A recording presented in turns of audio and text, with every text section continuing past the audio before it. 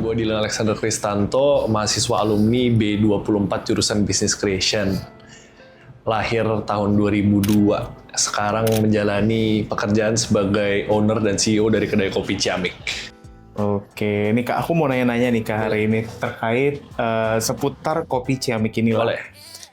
Yang pertama-tama nih Kak, aku pengen tahu nih, waktu pertama kali kepikiran bikin kopi Ciamik ini, masalah paling nyata apa nih yang ingin Kakak jawab? Mungkin dari rasa kopi, atau akses ke petani, atau mungkin soal ruang nongkrong. Dan kenapa sih itu menjadi isu yang Kakak pilih? Masalahnya itu pertama tuh lebih ke positioning sama segmentation ya, karena sebenarnya perjalanan perkopian yang pernah gue alamin ini lumayan panjang dari tahun 2017 sampai akhirnya punya toko itu di tahun 2023. Jadi awalnya memang kita tahun 2017 tuh ngopi masih kopi klasik kayak misalnya americano, cafe latte dan cappuccino biasa lah. Belum ada namanya kopi susu kekinian kayak yang sekarang kita kenal kayak kopi susu aren dan lain sebagainya macamnya. Tapi begitu 2019 dan COVID itu datang, seakan-akan trennya itu benar-benar berubah gitu, di mana-mana jual kopi susu literan, dan memang walaupun itu sendiri memang meningkatkan jumlah konsumsi kopi di Indonesia, cuman memang ada beberapa concern aja dari aku sendiri. Salah satunya itu soal kualitas kualitas kopinya itu sendiri. Jadi justru positioning itu di situ. Awalnya itu begitu memang aku fokusin diri aku di specialty coffee, yaitu yang memang standarnya di dunia perkopian ada commercial dan specialty coffee.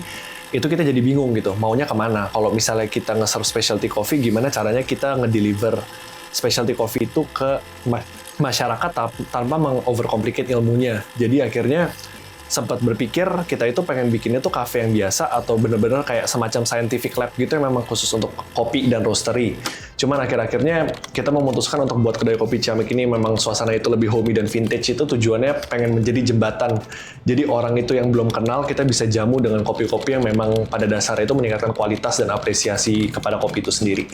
Oh, berarti memang kopi Ciamik ini secara nggak langsung tidak mempersulit customer untuk mengerti kopi, tapi juga meningkatkan kualitas dari kopi itu sendiri ya? Benar. Kalau misalkan, aku mau nanya selanjutnya nih Kak, misalkan ada nggak sih momen atau mungkin pengalaman nih yang paling membekas atau konkret lah yang bikin Kakak tuh akhirnya bener-bener memulai usaha ini, jadi bukan cuman sekedar wacana atau obrolan kosong gitu? Ada. Jadi sebenarnya dari awal tahun 2020-an itu kita memang sudah suka jualan produk minuman kopi ya. Dulu tuh kita karena aku sendiri tuh belum ada banyak alat dan lain-lain, jadi kita tuh cold brew base gitu, coffee sistemnya tuh kayak pre-order. Terus kita juga udah sempet jual matcha botolan yang memang kita juga ngincar ke kualitas matchanya dan lain sebagainya macam. Jadi itu sebenarnya asas pertama kita tuh mau ekspansi ke coffee shop. Dan memang pada tahun 2022 kurang lebihnya pas kita tuh masih di BINUS juga, itu dengan adanya COVID dan kita tuh cuman benar-benar online learning doang tuh akhirnya gue sendiri juga ngambil sertifikasi buat coffee brewing, cupping, dan definitive espresso class dari ABCD School of Coffee yang memang standar itu Specialty Coffee Association dari US. Jadi dari situ baru ditetapkan memang kedepannya memang fokus mau sampai buat jadi entrepreneur di bidang F&B ini sendiri. Jadi Kakak tuh sebenarnya ternyata kopi Ciamik ini tuh bukan kopi baru ya, atau bukan outlet baru, tapi Kakak sendiri udah menyemplung dalam usaha ini tuh sejak tahun 2017 ya? Benar. Mulai dari home brewer, dari pre-order, sampai akhirnya bisa buka coffee shop sendiri ya? Iya. Nah, dari semua yang Kakak pelajari nih tadi, mulai dari pengalaman, dari sekolah sertifikat juga, ada nggak sih yang Kakak pelajarin dari BINUS University? Dan mungkin dari luar kampus ya, di luar tadi sertifikat tadi ya? Dan mana yang benar-benar kepake nih di lapangan? Dan apa yang mungkin kerasa nggak relevan saat menghadapi masalah yang real, seperti cash flow, mungkin supplier telat, atau mungkin komplain dari para pelanggan? Oke. Sebenarnya buat menjawab itu dari dasarnya sendiri, kalau misalnya coffee shop ini aku anggap tuh sebagai selain F&B tuh memang fokusnya tuh di hospitality. Jadi memang dari sebelumnya itu aku tuh memang orang yang nggak terlalu bisa bicara dengan orang eksternal secara langsung, ya itu akhirnya kita juga diforsir ke sana. Cuman sebenarnya dasar dari bisnis tuh menurut aku gimana caranya kita sebagai owner pun tuh bisa mengelola tempat ini tuh, terutama dari quality control itu bisa benar-benar sigap dan bisa benar-benar kompeten. Jadi memang perjalanan itu dimulai dari 2017 itu benar-benar mengasah ilmu, di mana sampai akhirnya pas buka coffee shop ini pun di masa-masa awal sebelum punya karyawan tuh aku memang udah bisa capable buat ngejaga toko ini sendiri, karena memang dari dasarnya sudah punya pengetahuan yang cukup lah untuk produk-produk yang kita jual. Kalau misalnya dari Binus sendiri, sebenarnya yang patut diapresiasi itu program enrichment program yang terutamanya itu mentoring di semester 6 dan semester 7 menurut aku itu, karena mereka itu langsung ke lapangan dan lain sebagainya macam, jadi memang kerjasama antara murid dan dosen itu lebih terjalin lah gitu. Kalau misalnya untuk masalah sendiri sih aku rasa banyak ya masalah yang dialami selama kita itu benar-benar kerja di Ciamik, cuman yang paling pasti itu gimana caranya kita itu bisa mengasah skill problem solving kita sih, karena memang banyak banget kayak misalnya awal-awal ada komplain dan feedback dari tamu maupun masalah supplier dan lain-lain, itu kan memang harus ditanggapi secara sigap gitu. Berarti memang program enrichment ini sangat membantu kakak ya, salah satunya karena bisa langsung turun ke lapangan ya. Benar. Merasakan first experience secara langsung. Betul. Gitu ya. Dan memang experience itu akhirnya membantu kakak untuk menjalani bisnis ini yang dari pre-order sampai ke outlet sendiri gitu ya. Benar, iya. Tapi kan nih pasti yang namanya dalam bisnis tuh ada keputusan penting nih. Oke. Nah aku mau nanya nih, ada nggak keputusan bisnis yang paling pragmatis nih yang pernah kakak ambil, tapi mungkin sebenarnya tuh bertentangan dengan idealisme awal kakak sendiri tentang kopi dan keberpihakan ke petani nih misalkan? Oke, ada. Jadi untuk menjawab pertanyaan tadi, kita itu memang awalnya itu pengen yang benar-benar serving coffee itu specialty grade rata kanan semua. Dan itu juga idealisme gue sendiri, memang gue tuh pengen benar-benar orang tuh bisa setidaknya merasakan kualitas dari kopinya itu seperti apa. Cuman dulu tuh perjalanan awal itu kita tuh pakai espresso base itu full specialty grade Arabica dari negara Brazil.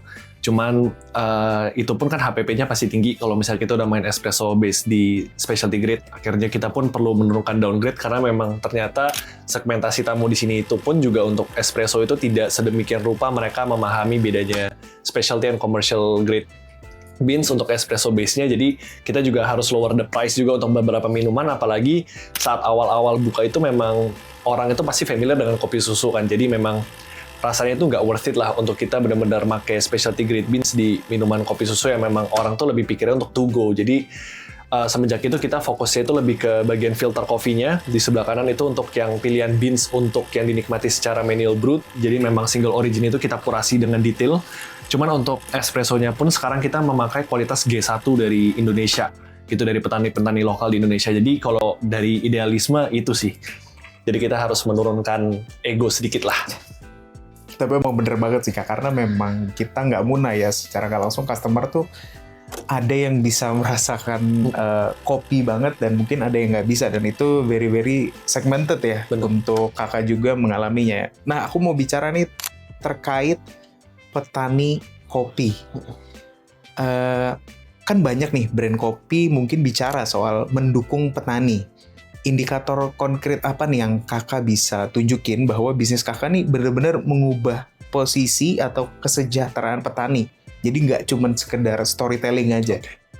Jadi sebenarnya setiap beans yang kita seduh di sini itu kita memberikan informasi yang detail soal pertanian kopinya, prosesornya siapa, dan sampai roasterinya itu siapa. Dan menurut saya dari the whole supply chain di coffee industry, terutama di Indonesia ini, memang sekarang itu semenjak adanya culture specialty coffee ini, orang-orang itu apresiasi terhadap kopi itu sudah meningkat. Jadi apa yang bisa kita lakukan dan konkret itu seperti apa. Jadi awal mula kedai Ciamik itu buka, untuk biji filter coffee yang seperti manual brew dan filter coffee itu menu paling gak laku nomor 2 tuh, jadi paling bawah lah. Cuman dalam berjalannya waktu kita memang mengintroduce kenapa people harus lebih bisa mengapresiasi kopi itu dari single origin, karena dari situ mereka bisa mengetahui farmers yang ada kan. Dan dengan memang orang bisa menghargai kopi itu sendiri, dari kita sudah mengetahui contohnya biji kopi dari sini deh, misalnya Puntang gitu, orang tahu perkebunan ini dari Puntang segala macam, dan memang di develop bijinya pun juga luar biasa, kualitasnya segala macam. Jadi secara nggak langsung ini bisa memberikan informasi lebih untuk para customer kita kalau misalnya ternyata di daerah Puntang tuh juga ada kopi yang bagus loh. Dan terus kan juga dengan adanya specialty coffee ini, setidaknya itu farmers itu juga semakin maju dari segi knowledge-nya mungkin ya, untuk bagaimana mereka bisa memproses kopi itu lebih baik. Jadi secara tidak cuma-cuma, jadi the whole ecosystem itu pun juga bisa bergerak semakin maju gitu. Jadi dari petaninya maju, dari kafenya maju, sampai semoga juga belakangan ini kopi-kopi Indonesia sudah dikenal namanya sampai ke ekspor.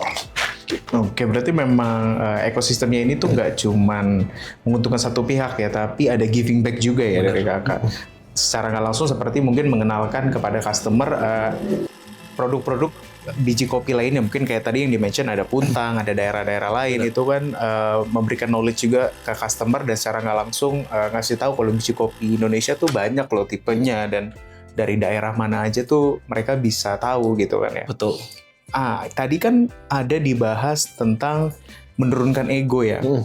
Nah, pernah nggak sih kakak dihadapkan nih pada suatu dilema mungkin menaikkan harga demi petani atau menahan harga demi pelanggan? Boleh nggak diceritain satu kasus konkret dan konsekuensinya tuh apa? Oke, sebenarnya kembali lagi tuh ke espresso beans tadi ya. Kayak di tahun 2023 itu pas awal kita buka itu memang tadi aku bilang awalnya tuh pakai specialty grade beans dan lain-lain sebagainya macam, akhirnya kita turun ke G1. Itu pun kita sudah nyobain dari beberapa sumber kopi yang beda-beda, dari green beans dari Jawa, Aceh, Flores sampai Bali, itu udah dicobain semua. Dan memang kopi itu kan fluktuatif, apalagi kenaikan tren itu di specialty coffee di Indonesia itu sangat signifikan, apalagi dengan adanya influencer yang kita kenal sebagai Michael Jasin, udah menang juara dunia, terus ada Jakowic dan lain sebagainya macam. Jadi itu tuh benar-benar mendukung the whole ecosystem nih. Budaya itu cepat banget naiknya secara nggak langsung. Dari apa yang kita udah berikan tadi pertanyaan sebelumnya ke petani, itu juga harga-harganya itu pasti di markup kan sama petaninya. Nah, terus gimana nih kita yang ada yang punya kafe ini segala macam. Untuk itu sendiri, karena kita memang juga udah punya standar di kopinya itu di level sekian dan maupun itu harganya naik, ya kita pasti mengikuti harganya. Jadi kita nggak lupain petani terus turunin. Jadi yang kita lakuin itu kita menaikkan harga dan kita membicarakannya kepada customer sih. Kalau misalnya memang ini ada kenaikan harga bahan baku, tapi kopi tetap kualitasnya sama dan lain-lain sebagainya macam, dan so far pun tamu-tamu bisa mengerti dengan baik. Berarti memang dicari jalan tengahnya ya, Betul. nggak sepihak aja, nggak semerta-merta demi mensejahterakan petani tapi merugikan customer, tapi nggak gitu ya. Dan itu langkah yang cukup oke sih menurutku, karena kakak berani share ke pelanggan kakak kalau ada kenaikan harga bahan baku, tapi kualitas dari kopi dan minuman yang kakak keluarkan tuh tidak turun ya, tetap dijaga kualitasnya gitu. Betul. Nah, kan kakak ini udah memulai usaha inilah dari tahun 2017 nih. Kita bicara soal mungkin strategi marketing atau strategi penjualan ya. Boleh. Nah, kesalahan strategi paling mahal nih yang kakak pernah buat sejauh ini, dan pelajaran apa yang justru kamu tuh nggak pernah dapet di kelas gitu? Oke. Kalau misalnya dari pertanyaan pertama marketing tuh menurut saya itu belum adanya bener-bener pemahaman atau pelajaran yang tentang marketing di bagian algoritma dari social media yang kita pakai gitu. Jadi memang untuk Ciamik ini sendiri pun kita punya dua platform, yaitu TikTok dan Instagram, dan memang keduanya itu berjalan tuh dengan arah yang sangat berbeda. Jadi memang dari situ pun kita bisa tahu kalau misalnya awareness dan engagement yang kita bisa dapetin tuh juga dari dua sisi yang berbeda. Misalnya kita pengen nawarin produk dan lain-lain sebagainya macam, untuk profiling kita tuh lebih mengarah ke Instagram, sedangkan untuk yang kita ningkatin views kayak guyon-guyon itu tuh lebih ke TikTok. Nah itu sendiri juga butuh proses yang lama, kurang lebih setahun ini kita baru bisa mulai konsisten, dan memang untuk kesulitannya sendiri ya untuk kita memiliki bekal yang cukup untuk konten, karena memang setiap hari itu kita harus post satu konten tuh nggak boleh miss. Kalau misalnya miss nanti viewersnya kan turun. Jadi itu emang udah harus dedicated bersama tim kita. Nah kalau misalnya untuk masalah lain yang pernah dihadapi yang paling sulit, kayaknya lokasi. Jadi dulu lokasi itu Anggrek Loka 65 itu rame, didukung dengan beberapa cabang UMKM yang udah lumayan terkenal. Namun pelan-pelan mereka pergi. Jadi akhirnya kita di sini ditinggalin dengan beberapa UMKM kecil lainnya. Nah cuman puji Tuhan dengan adanya effort yang kita udah keluarin dan juga dari customer-customer kita yang memang di atas 80% itu repeat customer, jadi so far kita berharap untuk kedepannya bisa terus berkembang dan menjadi kasarnya landmark lah di daerah Loka ini. Seperti itu. Nah ini menariknya, berarti kakak menggunakan media sosialnya ada dua ya, dan itu nggak cuman sekedar mirroring ya. Benar. Jadi memang dipikirin baik-baik media A dipergunakan untuk apa dan media B juga dipergunakannya untuk apa. Itu sesuatu langkah yang menurut aku mungkin agak ekstra ya, karena nggak hanya sekedar mirroring aja. Nah, aku mau nanya nih Kak, balik lagi tentang kopi Ciamik kali ya. Kopi Ciamik ini bedanya apa sih sama kopi-kopi lain mungkin? Nah, bergerak di dalam industri specialty coffee, atau kita mungkin sekarang karena namanya kedai kopi jadi lebih ke cafe, kita tuh lebih ke curated beverage.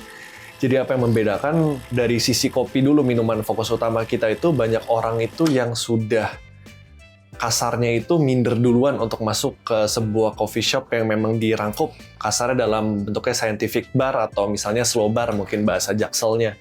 Nah, cuman kita itu pengen menjadi jembatannya. Jadi dengan adanya konsep vintage ini dan kita juga mendepankan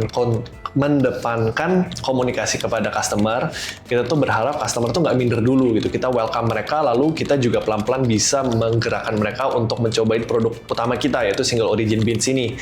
Jadi itu yang membedakan, kita tuh pengen menjadi tempat yang comforting buat orang-orang dan bisa menjadi titik awal orang itu bisa mulai transisi ke black coffee, terutama single origin coffee, dan apalagi juga didukung dari kesehatan.